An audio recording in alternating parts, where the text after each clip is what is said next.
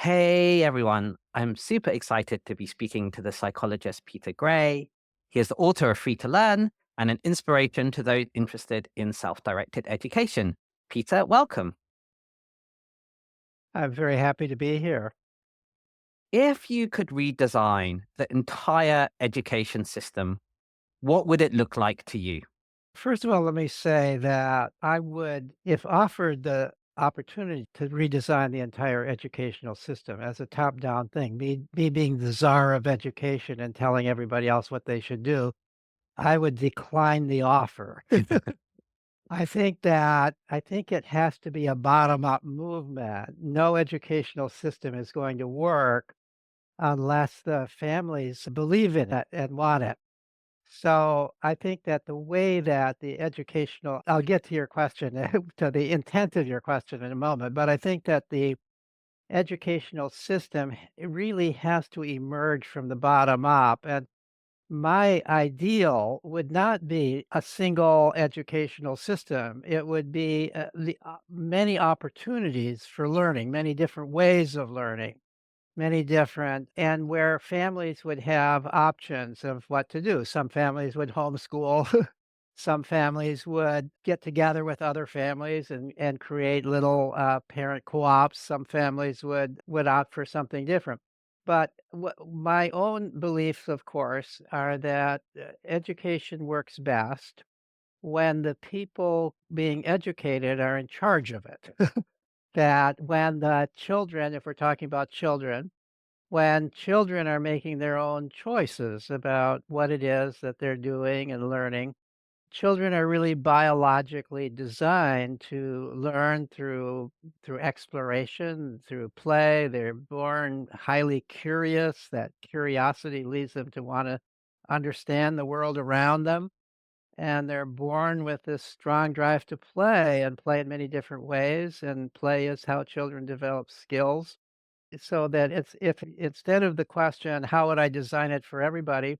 What I would try to encourage everybody would be to create for their children or for the children that they would like to draw into it, opportunities for self-directed education. This is what I've been involved in for a long time, where the children have many learning opportunities. There's all sorts of tools for learning available to them where there are adults who can help them if they want help in whatever it is they're interested in, but where children are really free to develop and follow their own interests. That's really the education that I believe. I think that that the years of life that we call sort of the school years, especially the early school years up onto maybe up as far as maybe the mid teenage years, are really times for exploration, for discovery, figuring out who you are, what you like to do, what kind of life you would like to have once you're an adult. We're not giving children an opportunity to do that now because we keep them busy all the time. We keep them busy with schoolwork, which is mostly irrelevant to them, and with extracurricular activities outside of school. We don't give them much chance to really I even asked the question, "Who am I, and what do I like to do?" Though that's what children really need much more opportunity for. And why do you think traditional schooling, let's call it that, stifles curiosity and motivation so much? Is it simply because we set them this curriculum and we fill it with all, you know, our ideas, which might not be their ideas? Or is there some particularly strong lines of evidence that you think that why traditional schooling seems to stifle so many children in terms of this curiosity, motivation, and those kind of things? Yes, both of those are correct. First of all, why does it stifle? Of course it does.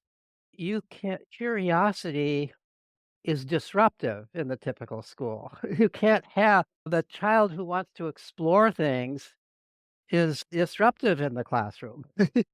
You can't have 30 kids in a classroom. You can't even have 10 in the classroom and expect them all to be interested in the same thing at the same time. They all curious about the same thing. Curiosity doesn't work that way. You've got to, if you're going to have an educational system in which children can explore based on their curiosity, you have to expect everybody to be doing different things.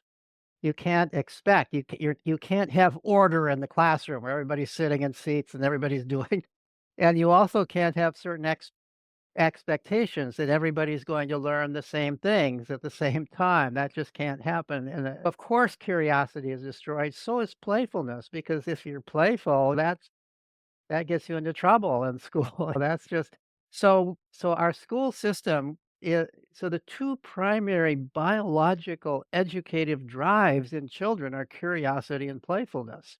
This is nature's way of educating children, and schools just have to shut them off. You can't run a school in our traditional way. It has to be an entirely different concept of a school.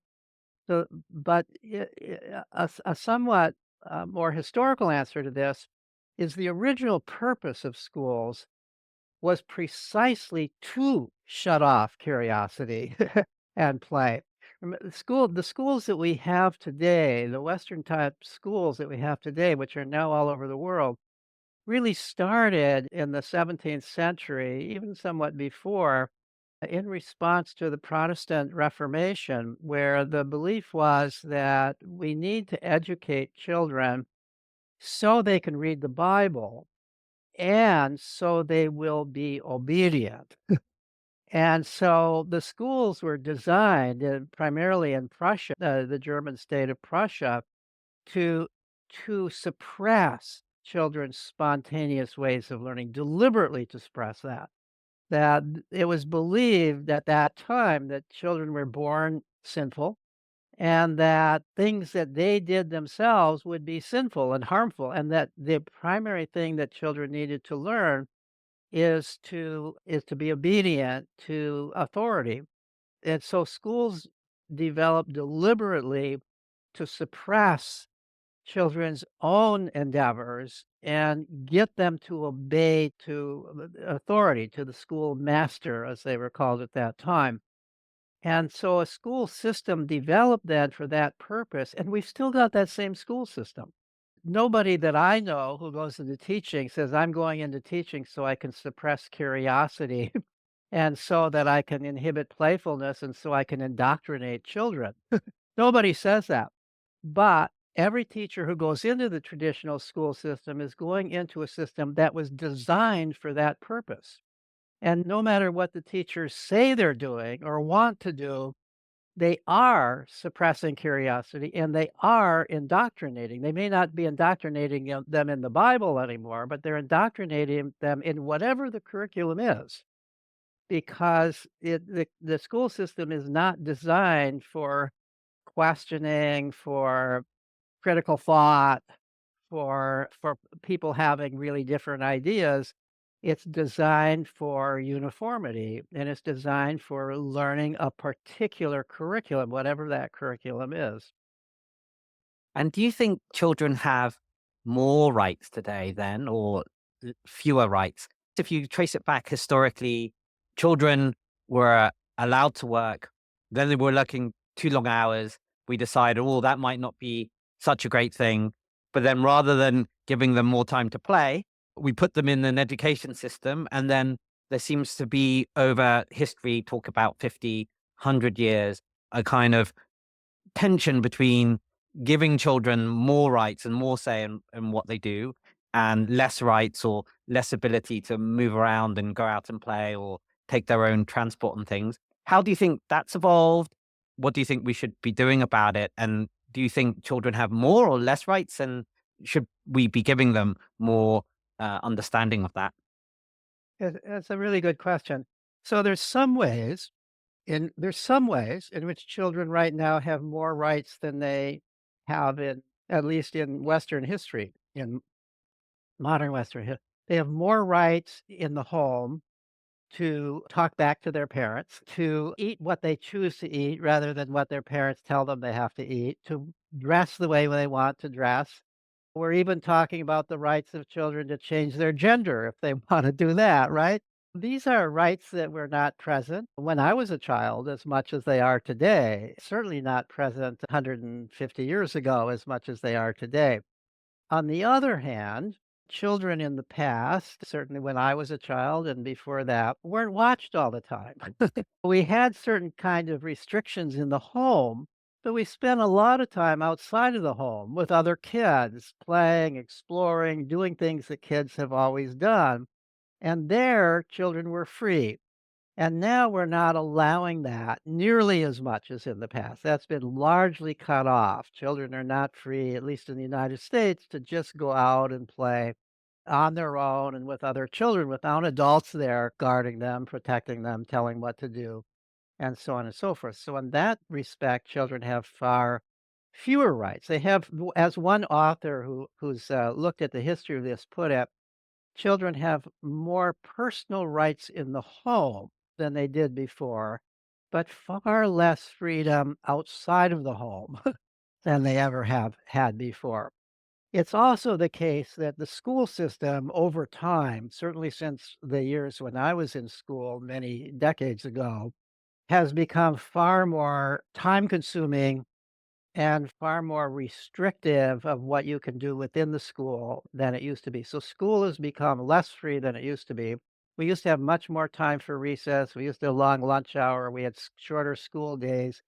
And in elementary school, we didn't have homework. So when I was a kid, school was not as oppressive. It was not as big a deal in children's lives as it is today. So that's in the long run, in the very long run of human history, we were probably freest, children were probably freest back when we were hunter-gatherers. The studies that have been done of hunter-gatherer cultures that have survived into the 20th century at least, and studied in the 20th century, children have amazing amount of freedom compared to children in any modern day society other than the hunter-gatherer culture. Yeah, I recall when I was 12, I took my first solo plane trip. And now I think about it and speak to people amazed that a 12-year-old would take a solo plane trip and it wasn't a big deal. And I think there must be multiple causes of this decline of play or the freedom or the agency that we give children. What do you think are the major ones around it? Do you think it's just a cultural shift, the sort of media narrative and these institutions and structures? And if it is that, is it something which is going to be really difficult to reverse? Yeah, I think it is going to be difficult to reverse. First of all, regarding your solo plane trip, my son, his first solo plane trip, he when he was 12 years old, he told his mother and me that he wanted to go to England. He had been playing Dungeons& and Dragons, and he was really interested in castles, and neither his mother or I at that point had ever been overseas. He knew we were a stick in the mud, so we weren't gonna go, and so he planned this was before the internet, this was in 1980. He planned his own trip. He and he announced to us that he was gonna go. He said, "Don't worry about the money, I'll earn the money." Which he did. He worked in a restaurant, first washing dishes, and then they put him on the line kick at 12 years old, and he earned his own money for this trip. He figured the whole trip out by himself at 12 years old. I believe he was 13 by the time he left. He claims he was 12. We've had a discussion about it, but I would have to look up the actual dates, but I think he had barely turned 13 at the time. I think he left after May 25th, which would have been his birthday. So that was now that at that time, even then, that raised some eyebrows, but it wasn't it people wouldn't have regarded his mother and me as negligent they wouldn't have put us in jail for allowing that to happen, right? Today they might. Airline probably wouldn't have allowed him on unless they were guarantees he was gonna be met. And on top of this, he was a child who's type 1 diabetes, so he needs to monitor his own insulin and all of this kind of stuff. No, I wouldn't do that today, not because I wouldn't trust the child to do it, but because it would be so against the cultural grain. So even since 1980, there has been a huge change in the way the culture looks at this kind of thing.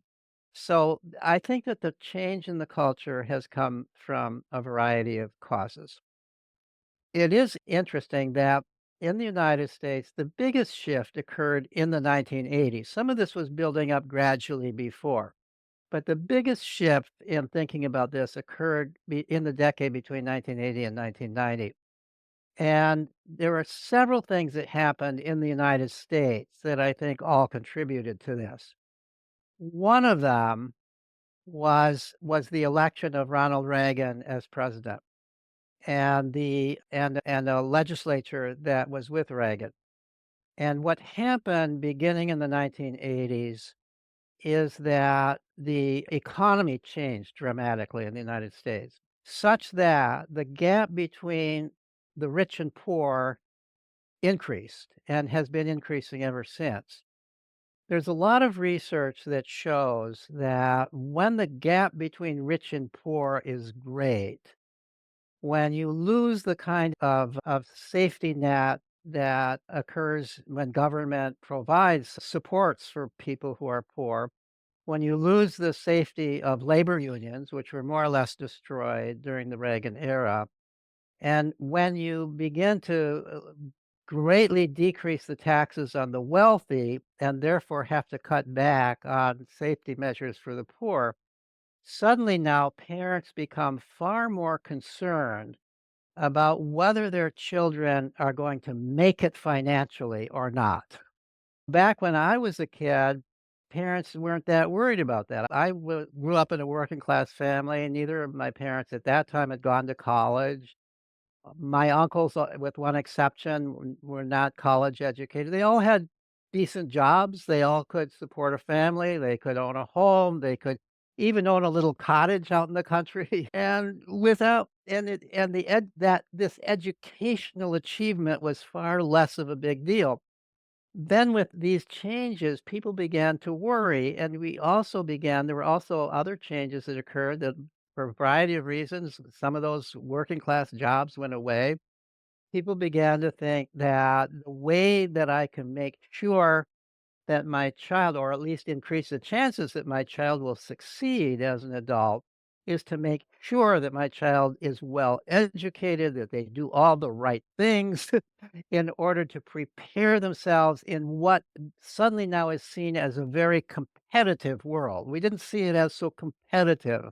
And so there's actually research that shows cross culturally that in countries where the gap between rich and poor is great, parents are far more controlling of their children, far more concerned that they do the quote right thing educationally, far less likely to simply let them have leisure time and explore and all of these kinds of things than in countries where the gap between rich and poor is less. So, for example, in the Scandinavian countries, Finland, for example, the gap between rich and poor is far less than in the United States, and children are afforded much more individual freedom there than they are in the United States. There's actually graphs showing that if you plot on one axis the degree of economic inequality, and on another axis parents' attitudes about parenting, and put it on a kind of controlling versus permissive spectrum, as you go out towards more and more economic inequality, you go towards more and more controlling, less and less permissiveness. So I think that was part of it. In addition to that, in 1979 and then again in 1981, there were very much publicized cases of a young boy being kidnapped, in one case murdered, in the other case lost, never recovered. In both cases, if I remember correctly, they were 6 years old boys, apparently snatched away by a stranger, and suddenly we now had warnings about stranger danger. You would hear in the United States in the 1980s, public service announcements, "Do you know where your child is now?"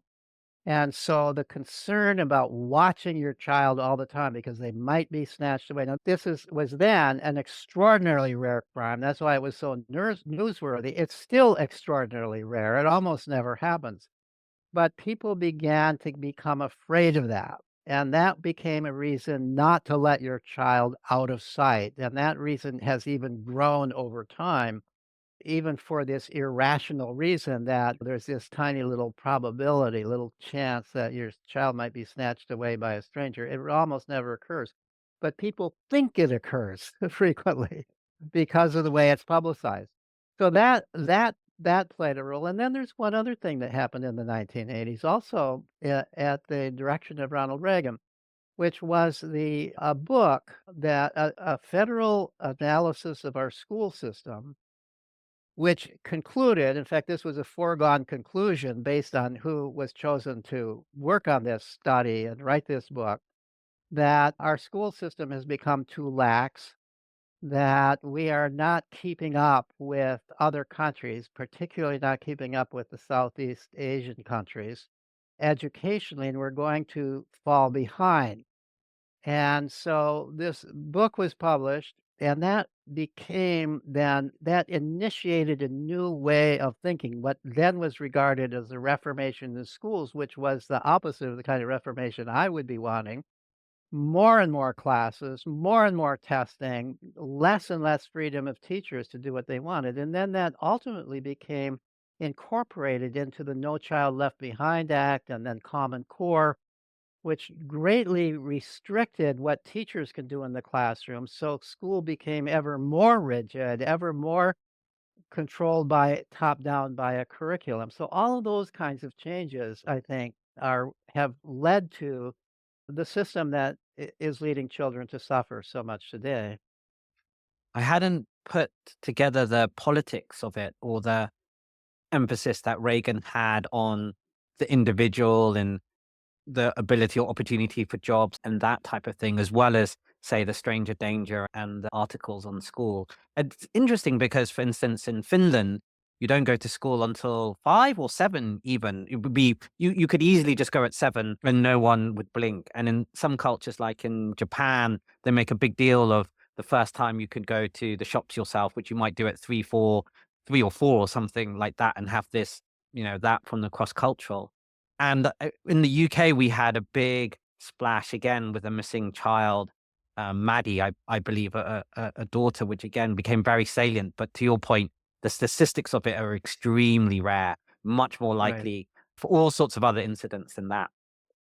But I guess that brings us to the point today that parents fear that they will be bad parents, or even there might be some legal act against them if they take their children out of school, if they feel that the school's not working for them, and that type of atmosphere, or even within school, just to try and give children perhaps more agency around how they would live their lives, even within the school system.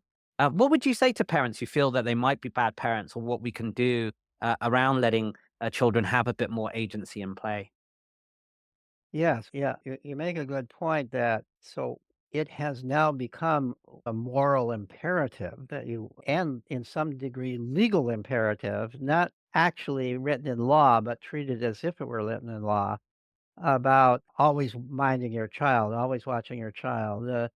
One of the things that's happened is that social child protective services in most states have a requirement that if somebody calls the police or calls a hotline and says there's a child out there not being watched by an adult, that they have to investigate. And so a lot of parents who allow their child out in the way that all parents would have in decades ago have had this experience of social services showing social protective child protective services showing up at their home. If you're white and middle class or above, you will fight it in court and almost essentially always win, or win even before it have to go to court. But if you are black and poor, the statistics are there's a pretty good chance that they would take your child away.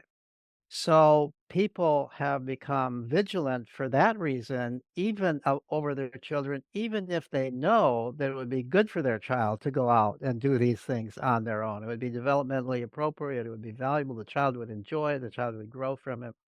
So people are afraid for that reason. And then in addition to that, it has really become it has become such a norm, and it's been present for so long that people begin to feel that if you're not watching your child all the time, and if you're not there to teach your child and direct your child, that you're not a good parent, you're a bad parent. And of course, nobody wants to be a bad parent. And even people who intellectually understand that this, it would be perfectly safe for my 8-year-old, 9-year-old child to go play in the park by themselves without me. And they're perfectly responsible. They could do that. And even if they're not so concerned that some neighbor is going to call, but most people are concerned about that. But even despite that, they might not do it because there's something in their head that says, everybody around me says this would make me a bad parent. Maybe it would make me a bad parent. They don't necessarily think it through that way, but we automatically believe if we're not doing what other people do, is there something wrong with us? Is there something, we're all creatures of norms. That's part of being a human being. And if we're not behaving like other people are behaving, we begin, not only are we worried that other people are going to question us and criticize us, but we begin to question ourselves and criticize ourselves about that. So, absolutely. So, what can we do? I try to, whenever I speak to parents and when I write articles and books aimed towards parents, I really try to talk about all the what are the myths here and what are the things you can do? And given the constraints, what can you do in our society today without that would give your child more freedom, more opportunity to play, more control over their own lives, more possibility that they can grow up with a growing sense of independence and responsibility and therefore become competent, mentally healthy adults. And there are things parents can do. So you touched on mental health, and there's a lot of concern in the media about mental health in children, although some of that might be due to more awareness and diagnosis and the like, and some of it might be a trend. I think you've argued for this connection between the decline in free play and the rise in things like anxiety and depression amongst young people. We've had others more recently, Hate, who's made a lot of a kind of social media hypothesis, although there's been some pushback from that in some articles in Nature. And I think you've been a little bit skeptical about whether the evidence is around that. I guess there's also a complication as maybe if you'll have too much screen time, you're not out playing in the park. Then again, screen time might be one of the times when you are able now to get together with your like-minded peers and hang out because you're not allowed to hang out elsewhere. So you might as well hang out digitally. I've seen great adventures in things like Minecraft worlds or chat groups and things like that. So I'd be interested in your view as to whether there is how strong the phenomena of concern about mental health in children is, and perhaps the weighting that you would put on a decline in play arguments for it versus, say, social media hypothesis and the like. Yeah, so I think it is primarily the decline in play, the increased toxicity of school, the way we do school, and the decline generally of opportunities for children to do things independently. It's not just play. Play I define as an independent activity. If it's controlled by adults, it's not play. But other independent things, like just traveling around the neighborhood by yourself, getting places by yourself, doing what you did at age 12 and what my son did at age 12 or 13, those kinds of things. We don't even allow kids to go downtown by themselves at age 12 anymore in this country. So all of that is, of course, that is going to that's going to stunt children's mental development.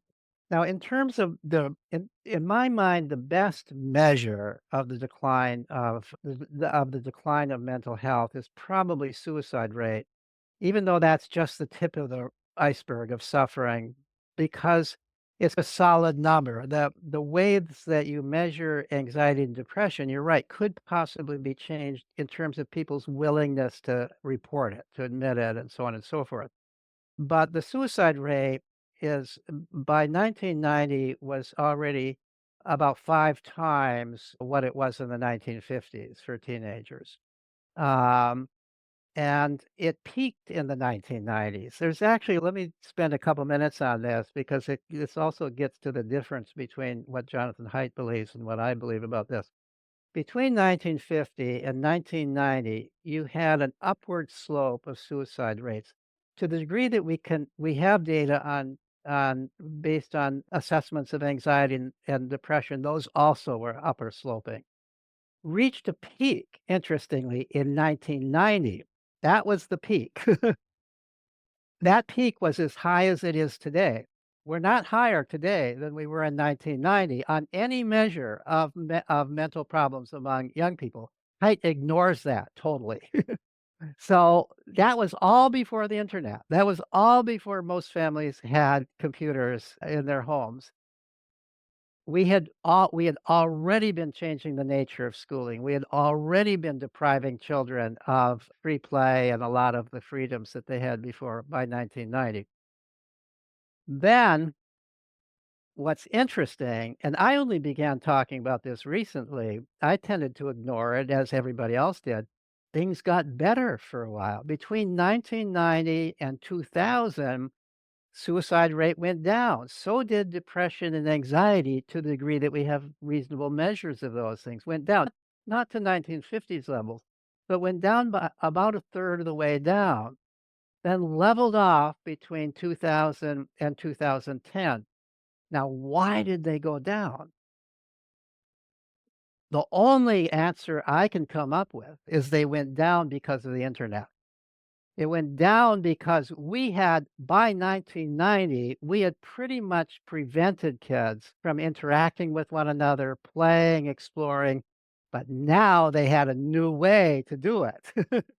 They had a new way of doing it. They figured out how to use these computers before most adults did. Once that but by the mid-1950s, by the mid-1990s, most families with teenagers had computers with an internet connection. They were playing games with one another. They were playing multiplayer video games. They were communicating with one another. They had also some kind of expertise that many adults didn't have. You would go into department stores in the mid-1990s to the computer section, and there would be a teenager there explaining how these machines work to middle so suddenly, kids found a new way to communicate. They gained a new kind of status in a sense because they had figured this stuff out. And I think that's why it went down. It didn't go back because this was not as good as what kids had before back in the 1950s when you could just go out and play and explore and do all these interesting things outdoors and as well. But this was better than what you had in the 1990s. Then the question is, why did it start going back up again? Beginning around 2010, it started going back up again, and we're now back at 1990s levels on all of this. We're not above it, but we're back at 1990s levels. We've still got the internet, we've still got video games. What happened to bring it back up? And it's not that suddenly we're allowing children more freedom. My explanation for it, and I've written some blog posts about this. I'm currently writing a book that deals with this. But my explanation is Common Core. This is when this increase, by the way, despite what Haidt says in the book, did not occur worldwide. This increase it did not occur throughout Europe. It just did not occur. I've looked at the data. It didn't occur there. The suicide rate has been flat there. It was flat in Canada. It was flat in the whole EU. Suicide rates and as probably the most reliable measure did not increase among teens between 2010 and 2020, which is usually the decade that Haidt is looking at. So why did it increase in the United States and not those other places? Those other places, they have the internet, they have social media, they're not deprived of these things. They're on it as much as our kids are, but they're not suffering the same rate. Why not? It's because the suffering is not because of being on the internet. It's because the suffering is because we've done what we've done with our schools. Their schools changed dramatically with the onset of Common Core in the United States. There's no question about that. Every study that's been done in which teenagers themselves are asked about what is the source of your anxiety and depression, every study shows that the answer they give you far and away more than any other answer is school. And beginning after 2010, beginning with Common Core, really beginning around 2013 when most states had Common Core, that answer became even more common than it was before. So just to give you an example of the American Psychological Association did a study in 2013 called Stress in America. They do this study every year with adults, but every once in a while they include teenagers. 2013, they included teenagers. They found that teenagers, by their measure, were the most stressed out people in the country. And when they asked what the source of stress was, 83% cited school. Nothing else came close. You could list more than one thing, but nothing else came close. The same study that was done 4 years earlier when they asked teens that question, it was something like 50% said it was school. So it jumped from 50% to 83% saying school is what's stressing me out. I think that was the time, and there were also at that time, by 2013, there were many more kids who said they were feeling stressed, they were feeling anxious, and so on, than was true. So Haidt and some others show this old curve. They don't show the fact that things were going down before that or that we were just as high before. They show this curve and they say, what else could it be? This is when cell phones came into being. And my answer is something else happened at that same time. And that's this dramatic change in school. That's fascinating. I haven't heard that as well articulated, and I look forward to reading your book on it. I wonder if there's any data then on depression rates or suicide rates in those who are at self-directed places or homeschool, unschool, because there's probably a large enough sample in the US now of that, maybe even in the UK, because there's a reasonable home education part, and maybe that would provide some evidence for you. It also leads me to think that means that you're probably less worried than, say, the media would suggest on how children are using screen time. And would you basically say that you could just let them be? And is that from any age, or is maybe 9 or 10 a little bit too young to have unrestricted screen time? Or again, just let children be, let them have agency. They can maybe suffer the consequences of a sleepless night. Maybe they'll learn from that. Are you generally less worried about screen time, or is there still an opportunity cost for these other kinds of play, which would be maybe similar to what hunter gatherers or others do with more outdoor play? Or does it matter Right. less as long as it's an independent Yeah. child chosen activity? So I think one thing, if we want kids to be on screens more, we have to let them be outdoors more. We have to allow them other options. And what that means is not putting them into adult-directed sports. That's not play, that's just more like school. That means really allowing them to be kids, allowing them so in self-directed learning centers, kids are allowed to be on screens as much as they want. And they are on screens a fair amount. Why wouldn't they be? It's the biggest tool we have today. It's a major educational tool. But they're also outdoors a lot. They're also playing outdoors. They're doing a lot of things because they can. They've got a big menu, and most of them are taking use of it. Now, there's always been some kids, even when I was a kid in the 1950s, there's some kids, we call them nerds, right? They're indoor people. Back in my day, they spent all their time reading. Why would they wanna read instead of go out fishing with me? I couldn't figure that out. There's still some people given a choice, they wanna be on the computer all the time. So that's but so there are individual differences, and we've now had this around long enough to know that those who are on the computer all the time, they go on to find lives. They go into a whole variety of lives. Many of them become computer technicians or computer specialists of one sort, or video game designers, but they don't all do. Some of them go on to become anything they want to be. They develop skills, they develop competence. These computer games are extraordinarily complex and difficult. They build your intelligence in ways that you can apply in all sorts of ways. So I'm not that worried about it. Here's what I do think, especially for young children. So back when I was a kid in the 1950s, concerning going outdoors, doing things outdoors, parents understood that there are dangers and they taught us about the dangers. They taught us safety rules. Look both ways before you cross the street. If somebody stops in a car and offers you candy to get into the car, go away. If they try to pull you in, scream at the top of your voice.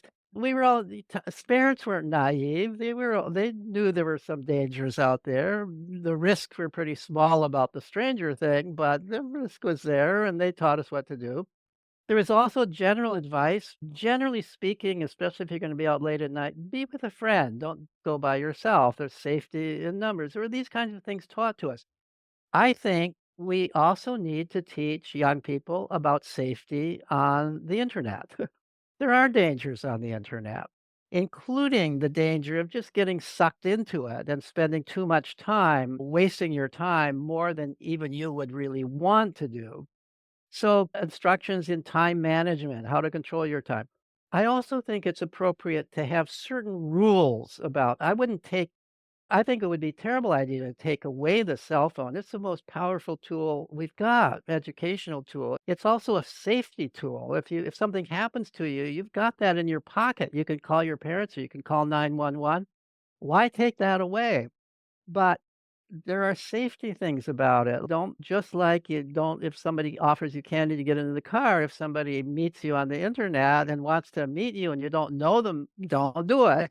These are common sense things. Most kids beyond the age of about 13 understand this, or about the age of 15 understand it more so today than in the past. They're pretty savvy about this kind of stuff. But there may be some who aren't. There are also times and places where none of us, adults as well as children, should allow ourselves to get on our screens, like at the dinner table. Let's all put our computers away. So let's all put our cell phones away so we can be with one another at dinner. Don't I think it's good advice to anybody who's tempted to keep their phone on at night to just not take it into the bedroom. Keep it outside of the bedroom because it might keep you awake. You might hear it pop, you might hear a little ding and irresistibly wanna answer it, and it's gonna keep you up at night. Don't do that, so keep it out of the bedroom. If you are involved, if you're going to a place where you're having a meeting with other people, like, you or I would be very rude right now if we picked up our cell phone and started checking our email or our social media contacts. What a rude thing to do. So, don't take it to meetings where you're supposed to be there talking to other people. I think it's perfectly appropriate in school settings where you're gonna have a discussion about something, and you're all supposed to be present to say, park your smartphone someplace else. I also think summer camps would be quite legitimate to say, this is a camping experience where we are learning about being present and physically with one another and being outdoors. And the smartphone is a distraction from that. So no smartphones during camping period. I think those are all legitimate things to do. But taking a smartphone away from a child of any age is taking away the most valuable tool we have in our modern society.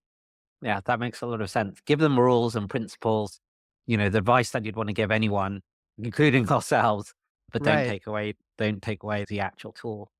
Your book, Free to Learn, I think it's over a decade old. I was wondering, in those years, or even from looking all the way back, do you still feel the core ideas are as important now as ever? I get this feeling as yes. And has anything changed over that time when you would put more emphasis on something now than you would have done previously? Have you changed your mind about anything? I haven't changed my mind about any of it. As I've explained, if anything, the school system has become worse than what I was describing there. And I might have, if I were to do a revision of the book, I might put more emphasis on the harm of schooling as we do it now, and especially since Common Core. Common Core was just beginning to come into effect at that time, and so I didn't really have that data. But on all the other things, things have gotten worse. I would have also, however, which I didn't do in that book, talked about I did in that book say that people who are worried about the internet and online activity, I did say this has been, if anything, the saving grace rather than the cause of the problem. I would even emphasize that now more than I did then. Now that I have really looked at the data showing that things improved, meant improved for kids during that decade, between the time that we began that most kids now had online access and the time when Common Core took effect, we had actual improvement in children's mental health. I didn't talk about that at all in Free to Learn. That'll be a big topic in my next book. One of a number of big topics in my next book. Yeah, I think we're all very quick to jump on risks, but not so much on the opportunities, which are more slow moving. I guess in terms of your writing as well, you wrote one of the first psychology textbooks. I looked up, I think the first edition was maybe around 1991. And you Yes. introduced concepts of evolutionary psychology of the time. And I was just thinking about the influence that had on also your work on hunter gatherer societies and learning. And I think you're still updating, or maybe that textbook is being updated. But I was wondering over that period of time, what do you think has changed in core psychology ideas? And I don't know, why were we so late to thinking about evolutionary psychology? And do you think it's still influential in our thinking today? That's a good question. So at the time, when it would have really been in the 1980s that I was writing the first edition of the textbook. And you're right, I think it probably came out in 1991. I subsequently revised it for 6 more editions over many years, and then the book was taken over by somebody else to revise, who did 2 more editions of it. So it's currently in its 8th edition. It's been around for a long time. But at the time that I was writing it, the idea of bringing an evolutionary approach to psychology, there was a lot of stigma about that idea. There were a lot of negativity about it. I think that Nazi Germany put in everybody's minds a bad taste about thinking about human beings from a genetic, biological perspective. Because in some sense, that was the essential rationale of Nazism. And it was also it was an argument there were arguments at that time based on kind of pseudo evolutionary thinking, pseudo biological thinking about racial superiority of whites over blacks, about the superiority of males over females. There was a kind of general, and some of the books, from an evolutionary perspective at that time fed into that belief. So the kind of belief that the distinctions between men and women, for example, are biologically ingrained, and men are going to be dominant and women are meant to be mothers and domestic. These kinds of things grated, quite understandably, on people, and so it gave the whole idea of looking at human behavior, talking about it in terms of evolved tendencies, gave it a bad name, and feminism was coming into its core, and the feminists at that time were adamantly opposed to biological theories about human beings, at least some of them were. I had the advantage, and I think this was very clever on the part of the publishing company, of assigning an editor to me who was not only a very experienced editor, but also was an ardent feminist. And I had to, in order, I made it a goal. Anything that went into the book, I had the right. They were very clear. I could put whatever I wanted in the book. The editor was there really to help me. And I took that quite literally. I said to myself, if I can't convince Phyllis, my editor, that this is real science, that this is legitimate, that this is not something that's harming women, then it's okay to go in. And I think the book came out far better because I took that on. I didn't want to make the mistake of presenting things that were biases that came from a particular way of thinking. So this was also a time when really the evolutionary approach was just beginning, and so my textbook, my introductory psychology textbook, was the first introductory psychology book really to bring an evolutionary perspective to bear in a real way into the book and run it all the way through the book. I think it helped change psychology. I think a lot of people who then became professors of psychology had learned about psychology as freshmen with my book. And I think it played a role, not necessarily the major role, but it played a role in the evolution of psychology as a science to be more accepting of an evolutionary perspective, about human behavior. That's brilliant. And it helped you retire or semi-retire in your 50s. I say semi-retire because you went on Yes. to do tons of other stuff as well. I'd be interested, perhaps a couple of things is for those who might be thinking about retirement, you seem to have really enjoyed it and you've been doing lots of things. What advice do you or thoughts do you have about people using their leisure time? I think you put a survey out also on your Substack. I very much recommend listeners to check out the Substack. But yeah, what do you think people should be doing with their leisure time? And should we be looking to retire earlier? Perhaps not all of us have got royalties from a textbook to rely on, but this thinking about how you've enjoyed retirement and what to do with our time.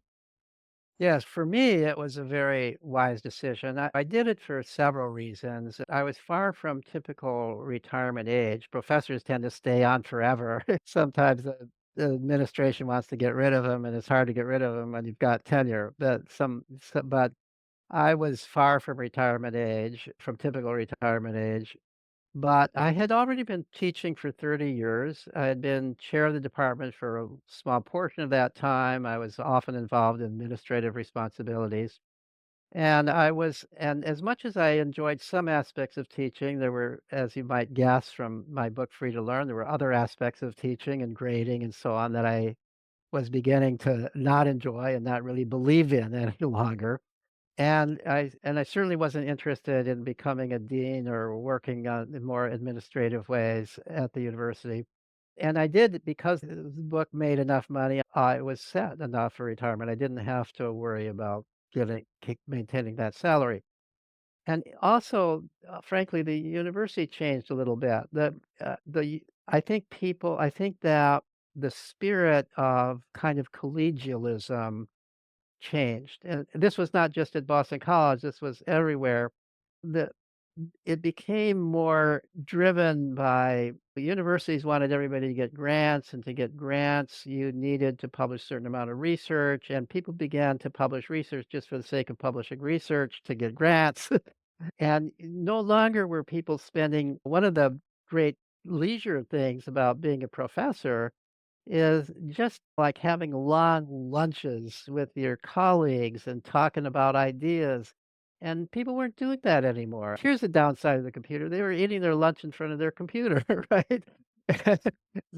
Catching up on their email, maybe communicating with their colleagues on the other side of the world, rather than their colleagues down the hall. And so there was less of a kind of collegial environment that I had always enjoyed at Boston College. So that was another reason. And then finally, this is a personal thing, but my first wife died around that time, and I began to realize life doesn't go on forever. And I really want to be sure that I'm spending every day doing what I most want to do and not wasting time doing things that I think are not at the top, near the top of my list of what I want to do. And among other things, I wanted to start writing for the general public. I wanted to do and the research I had in mind doing didn't require that I be in an institutional setting, although I could have continued to do it at Boston College if I needed to do it in an institutional setting. So all of that played into it, and it was a great decision for me. What I can say, and I've told people repeatedly, every day I wake up and say, "Whatever I do today, it's because I wanna do it." There's nothing that I have to do except, like maybe wash yesterday's dishes but in terms of the great bulk of my time, it is in a certain definition play because it's my choice to do it or not to do it. I have, as a consequence, been able to do much more research, much more writing than I could when I was a full professor at Boston College. And I also have time for creating a great garden, for bicycling. I'm big into bicycling, kayaking, cross country skiing. I'm 80 years old, and I think that the fact that I retired when I was in my 50s, which gave me time to for leisure time and doing things outdoors that I enjoy doing, and I think has been great for my health. So it was a great decision for me. Now, I can't tell other people that it would be a great decision for them, but I can say if you're thinking of it, and if there are things you would like to do that you don't have time to do it, and if you can afford to retiring early, I think is a great idea. That sounds There are some excellent. people who retire and they don't know what to do, Yeah. you know? You picked up on your own thing in your life. I followed someone called Bernie DeKoven, who was someone who Yes, was all into, I guess we call it adult play, but it isn't like that. It's what you allude to. It's about independence. It's about agency. It's about fun. It's not about competitiveness exactly. play, which you might think about, but all this playfulness, and that comes into a lot of, I think, creativity and artwork. I was thinking then, if you had anything you would have said to perhaps your younger self, I don't know, your 16-year-old self or your 21-year-old self, or maybe speaking to a 16-year-old today with all of this life experience that you have, is there anything you would have particularly advised your younger self? It sounds like, retire as early as you can. Sounds like a good piece of advice. Or make sure, like you say, make sure every day you're trying to do things that you really want to do. Is there anything you would have thought? That's a really good question. I think that it's hard when somebody is fairly happy with their life, which I am. It's hard to say that I would have changed something when I was younger, because if I had changed something when I was younger, I might not be who I am now. So it's a little hard to say that. It's a little hard to say that for sure. I do think that like many people throughout my younger years, I was too concerned about other people's judgment. And I think I restrained myself in a lot of ways. I think I'm not the only person who does that by any means. We're all that way. I tend to be a little bit more that way than many other people. And I think that it was maybe too important to me that people like me all the time.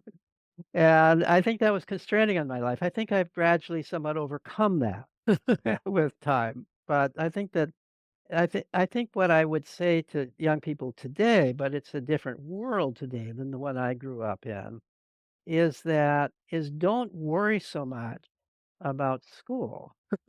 Don't worry so much about that because now I've been studying now people who don't go to school, who are self involved in self-directed education, either as homeschoolers following the method of unschooling where they're pursuing their own interests or going to a school like the school my son went to, Sudbury Valley, where you can follow your and I see they're doing very well in life, and they're discovering their passions, they're going into things that they enjoy. I think if I had opportunities like that, I might have gotten into what I ultimately got into quicker.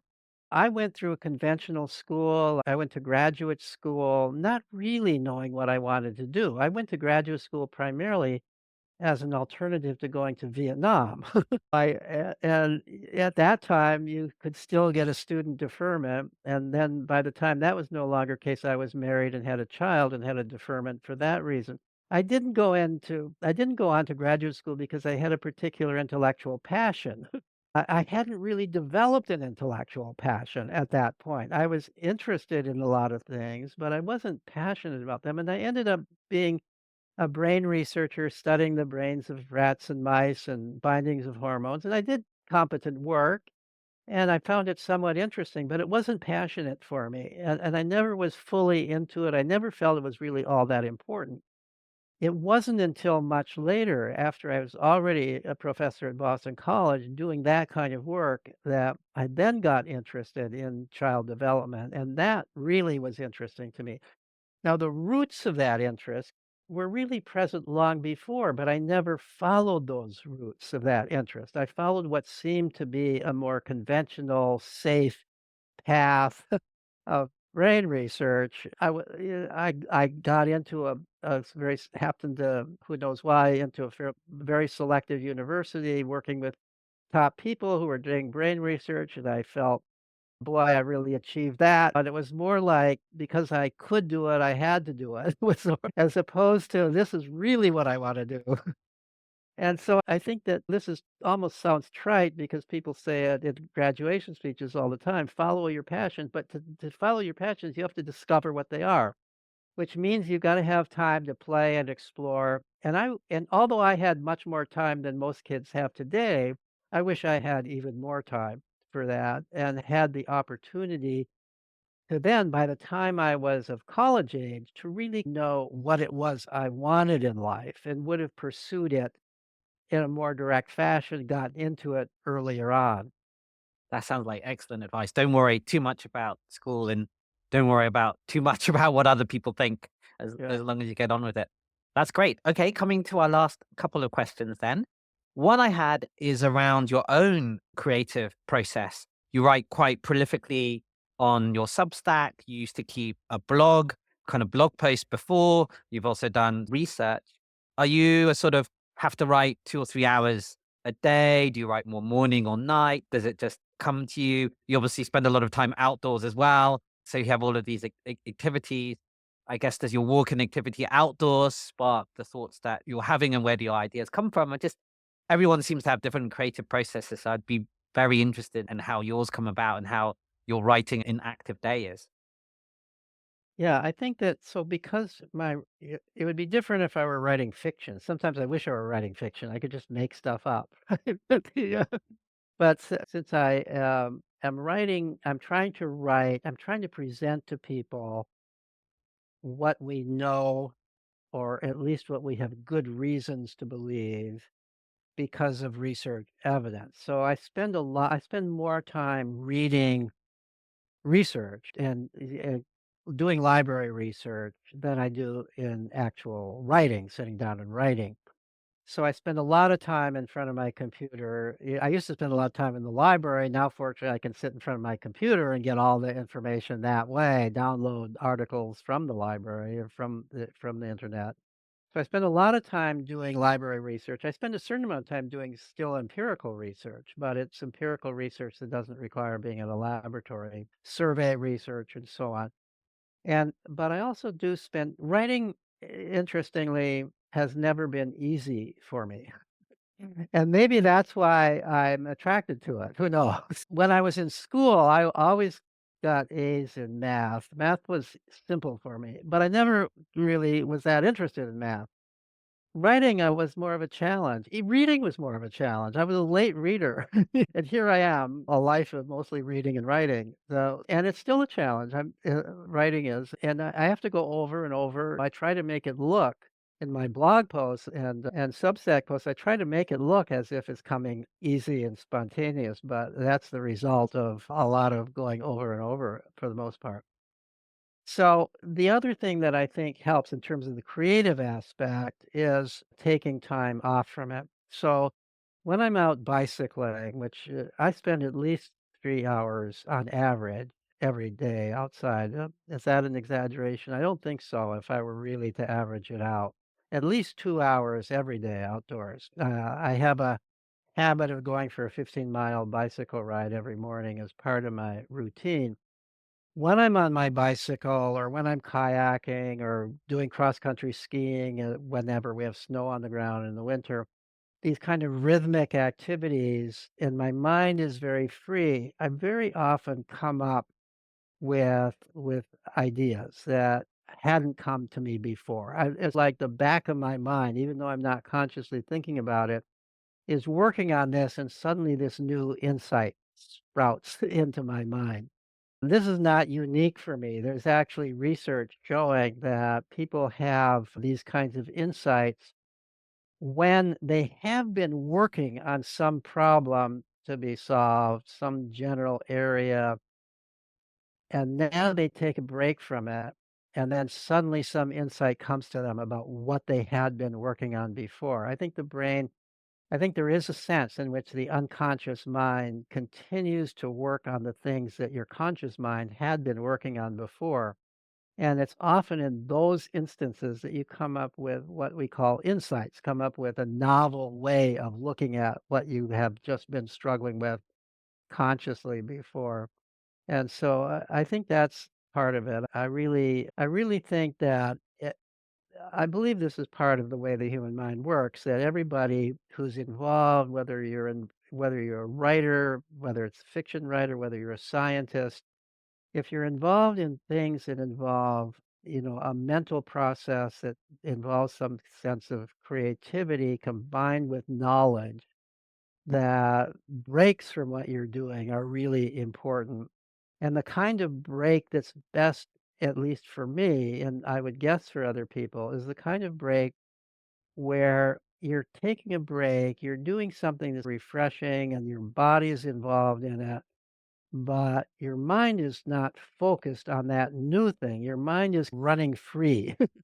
You're enjoying the scenery, you're enjoying the snow, you're enjoying the physical activity, but your mind is not consciously occupied in a focused way on some new issue. So for example, playing chess would not be a good break for me to come up with insights about my writing, whereas bicycle riding would be a good place for that to happen. Yeah, that sounds excellent. I recall reading there's a Japanese author, Murakami, he talked about it when running and thoughts. And I remember probably apocryphal, but the little anecdote, I think is it Archimedes about his eureka moment in a bath. So it does stretch back Yes. some. Okay, great. So final kind of double question maybe for you. One was, did you want to highlight any current projects that you're working on? So we have the Substack blog and seems to be some ideas writing in your book. And then maybe you want to give us any parting advice, particularly, I guess, to parents and family about what your kind of work says for them. So it maybe touches on your current project, but current projects and any final parenting advice. So one current project I'm working on is what I've been calling the pediatrics initiative. I've come to the belief that if the world is going to change on the things that I think they should change on, if parents are going to come to realize that their children need more free play and freedom in general, outdoor freedom, independent activities, they have to hear it from their pediatricians. Parents listen to their kids' pediatricians, and they visit them at least once a year, all the way sometimes into the teenage years, and my wife initially convinced me of this. She's an OBGYN, and so I've been working with people at the National Institute for Play, which I've become involved with, on developing information for pediatricians about the value of play, which they can then, in their well child visits with clients, they can then talk about this value of play and even prescribe play to the kids with the parents' permission, they're standing there. And so that's something I'm working on. We've developed a nice brochure to give out. If there are any pediatricians in your listening to the podcast, get in touch with the National Institute for Play, and you can get some of this material.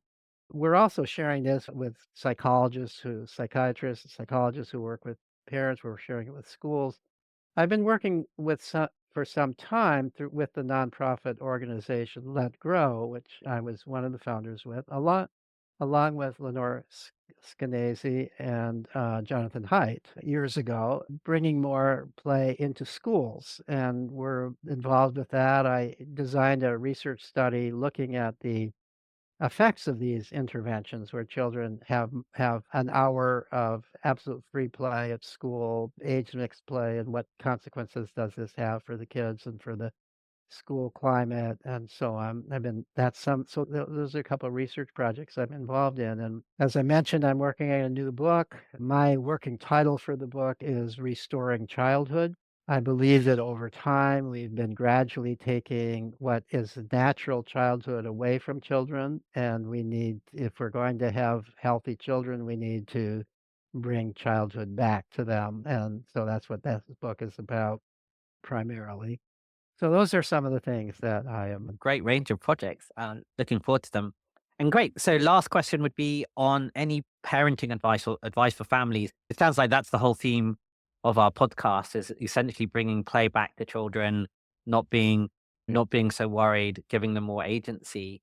But any final advice maybe as to the principles there and how we can actually put that into action? let me I could go on for 2 hours talking about that, but let me say that if I were to make one suggestion that isn't exactly what I've already said as we've talked so far, is that if you're a parent, it would be a good idea to ask your child this. So, what is it that you might like to do that you haven't done before that might even be a little bit frightening to you, but you would really like to do it? And then have a talk discussion with that child with your child about that, and then think about whether you would let your child do that.